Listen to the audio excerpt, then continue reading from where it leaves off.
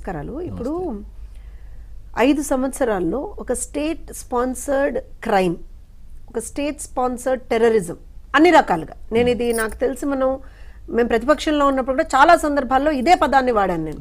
ఆ రోజున కూడా అమ్మో మమ్మల్ని టెర్రరిస్టులు అంటున్నారు, మమ్మల్ని ఏదో అంటున్నారు అని అన్నారు వైఎస్ఆర్సీపీ వాళ్ళు.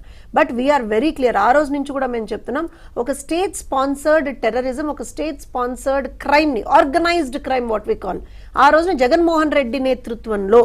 సరే, ఇక్కడ ఎవరిని కూడా నేను శ్రీనివాస్ గారికి కూడా మొన్న కూడా చెప్పాను, మళ్ళీ చెప్తున్నాను, ఎవరు కూడా వాళ్ళంతటి వాళ్ళు చేసేంత సీన్ అక్కడ ఎవరికి లేదు. ఎందుకంటే అక్కడ ఉన్నటువంటి జగన్మోహన్ రెడ్డి అనేటువంటి వాడు అలా మూలంగా అక్కడ కూర్చుని నేను చెప్పినట్టు చెయ్యాలి బాస్ అని అందరికీ చెప్తాడు. ఆయన చెప్పినట్టు మాత్రమే జరుగుతుంది. సో సూత్రధార ఎవరు అనేటువంటిది మీకు తెలుసు, నాకు తెలుసు. ఇవాళ అక్కడ ఉన్నటువంటి ఏమంటారు అని అంటే సిఐడికి ఇచ్చారు కదా సిట్ వాళ్ళకి, అందరికీ తెలుసు. కాకపోతే ఏంటంటే we are in system. So system ప్రకారంగా అన్నీ మనం ఎస్టాబ్లిష్ చేసి ఖచ్చితంగా ప్రూవ్ చేయాల్సినటువంటి అవసరం ఉంటుంది. ఆ ప్రాసెస్ నడుస్తుంది.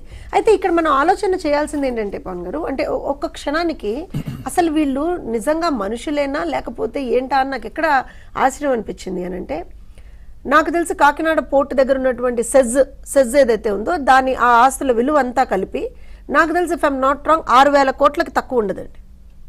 ఆన్ అన్ యావరేజ్గా నేను చెప్తున్నాను, 6,000 కోట్ల పైచిలుకు అది. అలాంటి 6,000 కోట్ల విలువ ఉన్నటువంటి ఆస్తుల్ని కేవలం 506 కోట్లకి ఎలా తీసుకున్నాడు? First thing. సెకండ్ థింగ్, ఇక్కడ మనం ఇంకోటి ఏం ఆలోచించాలి అని అంటే, యాక్చువల్గా అది 10,000 ఎకరాలు ఉంటుంది ఆ కాకినాడ సెస్కి సంబంధించి. అందులో if I'm not wrong 51% GMR వాళ్ళకు ఉంటుంది, ఒక 46% ఏమో కేవీ రావు గారికి ఉంటుంది. ఆ పర్సంటేజ్ అలా ఉంది వాళ్ళది. వీళ్ళు ఏం చేశారు అని అంటే, ఇన్ఫ్యాక్ట్ అక్కడే అదే కాకినాడ దగ్గరే ఓడరేవు కోసము, గ్రీన్ ఫీల్డ్ ఓడరేవు కోసము జిఎంఆర్ వాళ్ళు 2,300 crores తోటి they have started a project. And దాని శంకుస్థాపన మా ప్రభుత్వం, అంటే 2019లో ఎలక్షన్స్ కాకముందర మా ప్రభుత్వం ఉన్నప్పుడే చేశారు దానికి. అలానే భోగాపురానికి సంబంధించినటువంటి వర్క్స్ కూడా జిఎంఆర్కి వాళ్ళకి అప్పుడు ఇచ్చారు.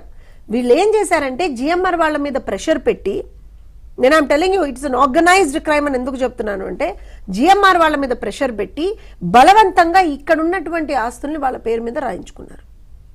అంటే మనం సినిమాల్లో చూస్తాం యాక్చువల్గా. అంటే జగన్మోహన్ రెడ్డి కూడా పెద్ద సినిమా ఆర్టిస్ట్ కన్నా తక్కువేం కాదండి. మనం ఏదో అనుకున్నాం కానీ ఆస్కర్ లెవెల్ నటుడు కాబట్టి వీ కెనాట్ డినై. కానీ సినిమాల్లో చూస్తాం ఎలా అంటే మెడ మీద కత్తి పెట్టి రాయించుకోవడము, లేకపోతే రాయకపోతే అదేదో సినిమాలో ఉంటుంది. నాకు ఇంకా I can see in front of my ice.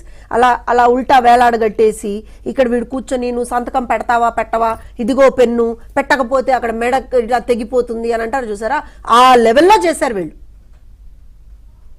So it is at organised terrorism that they have done in the state of Andhra Pradesh. ఇది ఒక్కటే కాదండి, దీని ఒక్కదానికే నేను వర్తిస్తుందని కూడా అన్నాను. దీంతో పాటుగా వ్యవస్థల్ని వాళ్ళు ఏ రకంగా గుప్పిట్లో పెట్టుకున్నారు, మేనేజ్ చేశారని కూడా నేను గుప్పిట్లో పెట్టుకున్నాను. ఇప్పుడు ఒక పోలీస్ అధికారి పవన్ చెప్పాడనో, జోస్ను చెప్పిందనో, ఇంకోళ్ళు చెప్పాడనో పని చేయకూడదు. జగన్మోహన్ రెడ్డి చెప్పాడనో, లేకపోతే చంద్రబాబు నాయుడు గారు చెప్పారనో పని చేయకూడదు. పోలీస్ అధికారి ఎవరి ప్రకారం పనిచేయాలి? రూల్ బుక్ ప్రకారంగా పనిచేయాలి. ఇవాళ మా పార్టీ ఎమ్మెల్యేలు తప్పు చేసినా, ఇంకోళ్ళు తప్పు చేసినా ఖచ్చితంగా పోలీసులు దానికి సంబంధించి యాక్షన్ తీసుకోవాలా వద్దా?